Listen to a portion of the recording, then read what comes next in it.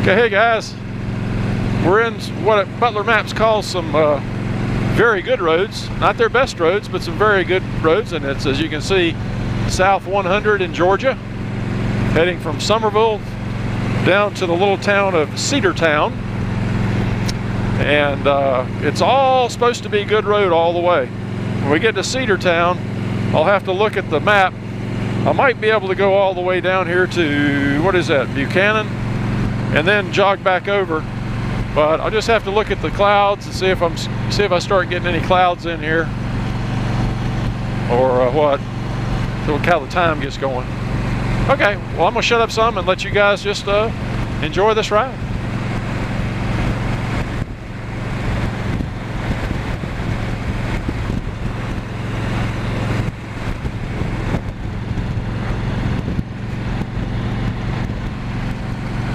I'd just like to have a mountain in your backyard. That's pretty cool.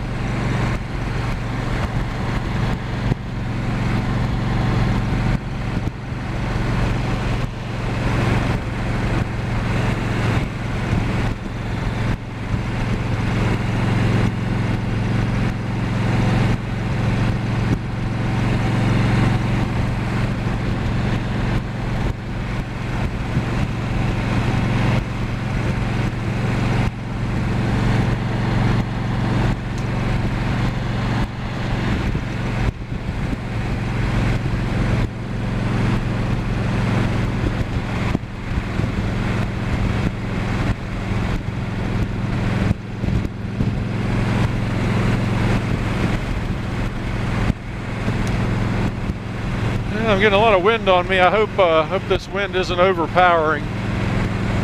If it is, I'll try to mute it down some, and you'll just have to enjoy watching it without hearing the bike and the wind and me. Might be a good thing.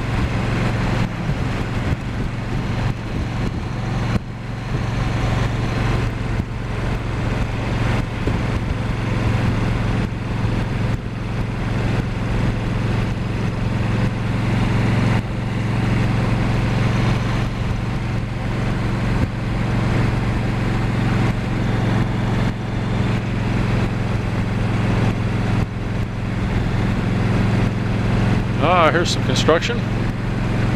Wonder what they're doing here. That looks like a pretty big deal right here. Moving a lot of dirt. Oh yeah.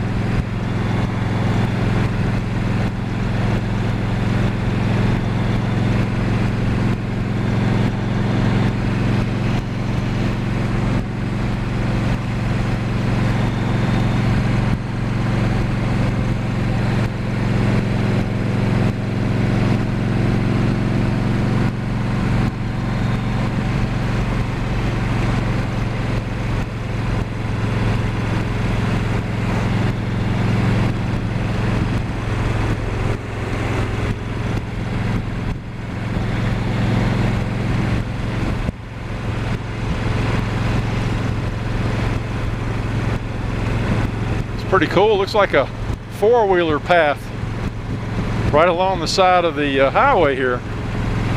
Now, looks like I'm sure there are areas around here where you can really ride and have a good time. I guess this is just a little side road here, so you can get into the park or something like that. I think we're in. Let's see, what is this? We're in the Rocky Mountain Recreational and Public Fishing Area. So I don't know what that means, but. I think you say Rocky Mountain? Am I just reading it wrong? Oh, here we go. There's a nice little corner around with some mountains in the view. Oh yeah. Yeah, the GPS says there's some wiggles through here, so this must be mountain roads. And it says keep my speed down. They're going to detect me. They're using detection devices.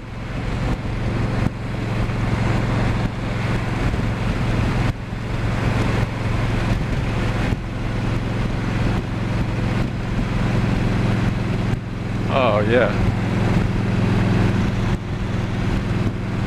Oh, I love this road. I know it doesn't have the best scenery in the world, but man, it's a nice road. And we're coming up to a stop sign. That's not fair. It looks like I've got to turn back to the left, according to the Jeeps. Well, while we're cruising along here, thought I'd tell you a little something. See if I can find a picture of it, but seeing that construction where they're moving all that dirt made me think of something.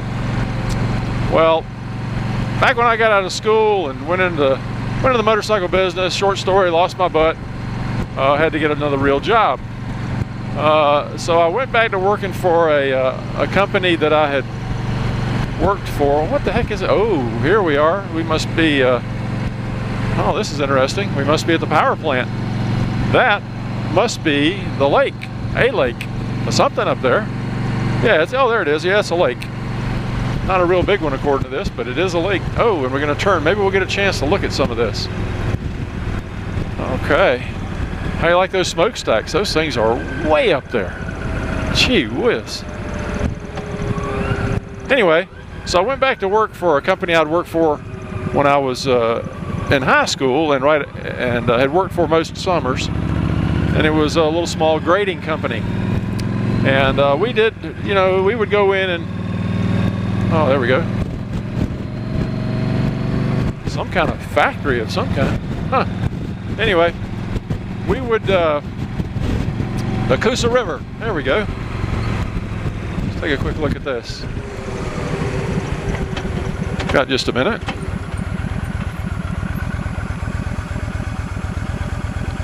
Boy, that water is muddy. We've had a lot, like so, we've had a week's worth of rain here, and you know that water is way up on the banks. Looks like it looks pretty cool.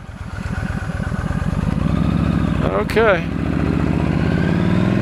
got a big truck coming behind me, and I definitely don't want to follow him down this road, so I can't stay any longer. Alrighty, well anyway, get back to my story. So I went back working for the construction company. Now, he's a small company and everybody does everything. But he did have some guys that he preferred to do pipeline. You know, we put in water line, we put in sewer line,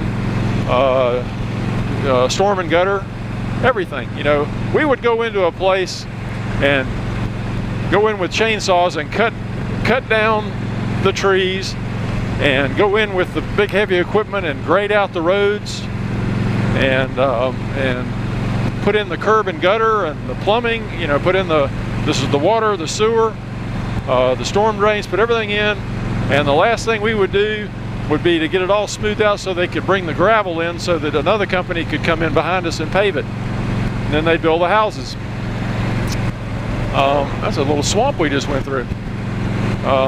But what I did more than anything else for him was operate a piece of heavy equipment. Now every now and then I would get on the front end loader. I wasn't very good at it. And I could run one of his dozers pretty fair when it came to pushing up stumps and you know, stuff like that, moving some dirt around. But what I really ran most of the time was the easiest piece of equipment there is to operate. We called it a pan, and it's just an earth mover. Now, if you've ever seen one of these, I'm gonna try to get a picture, downloaded to post of what one of these things looks like. From the front, it looks like a big giant salamander or a lizard or something, or a frog or something. The one I was on was a Terex brand, made by Terex, and it had a big diesel engine in the front and a big diesel engine in the back behind the rear wheels. In between there was a very large hopper that was where I scooped the dirt up with, and it had a really large blade down at the bottom of that hopper that I controlled with hydraulics to raise it up and lower it, to engage the dirt, or to you know, or ride over it, or to dump it out. And it really only had 3 levers to operate, and it drove like a car. It had two gas pedals because it had 2 engines and just 1 brake, and it was an automatic. Well, this thing was enormous. I don't know that I can scale it in the picture, but the front tire is over 8 feet tall. Well, both tires, they're both the same size, front and rear, about 8 feet. And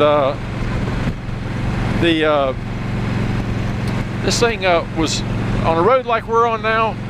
If I were riding down it, I'd have the edge of one wheel on the white line over here and the other edge on that yellow line. And that's just on this road. And it's a pretty wide road. Some other roads I'd be either in the ditch more or I'd be across the yellow line. So I used to drive this thing all over Charlotte, North Carolina. We didn't ever haul it anywhere. I would just drive it. He would tell me to go from one side of Charlotte to the other. Now for my seat in this thing, the one I was on was completely convertible. It had no rollover cage on it, no cab of any kind, didn't have a door. So I'm just sitting up on a seat with a steering wheel, and anybody that comes up on the left-hand side of this thing can see all of me. There's no seat belts on these things that and they bounce a lot. It'll run about 35 miles an hour, which is booking in something this big. Tell you how, it's hard to get an idea of the scale of these things, but let me put it this way: when I was hauling dirt in the, sometimes you get in some tight spots in the woods. One of these things would take down a 12-inch diameter pine tree without even coughing, without even breathing hard. You just brush it and boom, it's down on the ground. And I used to have to travel on one of the main thoroughfares, and it was 3 lanes and then a small concrete divider and 3 more lanes. And I would take the 2 inside curb lanes because I needed it. These were fairly narrow. These lanes weren't quite as wide as this one is, and so I would have to, have to do that. So and I'd have to be careful I didn't knock a mailbox down or a sign or hit a car sideswiping. That left 1 lane for them to go by me. Now I am so high up in the air. I would say my head, sitting in the seat, my head, I could be anywhere from 12 to 15 feet, depending on how I angled it. Now the way you lowered and raised the pan, it put an angle on the head. If I lowered the pan, it put the head up. If I raised it, it brought the head down like this. And so a lot of times I would just ride, try to level it out, pretty much. Well, I was tall enough that when the semi drivers driving the big semi trucks would pass me on the left, I'm looking down in the cab. I can see what's on the floorboard on the passenger side. That's how high up I am. And this thing was a blast to run. Let me tell you, you talk about feeling like God. Holy mackerel, I knew that there was nothing that I couldn't hit that I wasn't going to win. I was going to go through about anything that I saw. And so that was the fun part about it, running it. I did have one little incident, tell it real quickly. I was transporting it down a 2-lane road like this one, but the road was a little narrower, and I was using every inch of space. In fact, for the parts of the road where it's marked where you can't pass, I was using probably a little bit too much. I was on the double yellow line pretty good with 1 wheel, but I had to, because if I hadn't, I'd have been knocking down mailboxes on this right-hand side. And I wasn't running all that fast. I was probably running 20 miles an hour, 25. So it's a 55-mile-an-hour road in the country. And so needless to say, I was getting people backed up behind me. Well, we got to a straightaway, a good long straightaway where it was legal to pass, and I eased over as far as I could to the right and to let everybody by. And I waved them to come on by. And I started slowing down. Well, 4 or 5 cars went by. And as they go by, they're going by me faster and faster because they're getting a run at me. And this one little girl driving her mama's Vega came up beside me. And just about the time she got right beside that front wheel, that big 8-foot wheel, I hit a little bump. I think I probably hit a little raised part of the driveway with the right front wheel. And it made the whole thing quiver and jump a little bit. And she got scared and turned left. Took out about 4 mailboxes and ended up in some lady's front yard and stuck in the ditch. And she was scared to death. And I was scared for her. Now I got a problem. I can't just pull over and stop. This thing doesn't have any brakes as far as parking brakes. The way you stop it is you pull over and you drop the pan. And that drops the blade down onto the ground. Well, if I dropped it on this pavement, it was summertime, it was a warm day. If I dropped it on this pavement, in no time at all, that blade would have been down in 2 or 3 inches down to this pavement. Now, I could have literally peeled all this asphalt up without any problem at all with this thing. That's how big it was.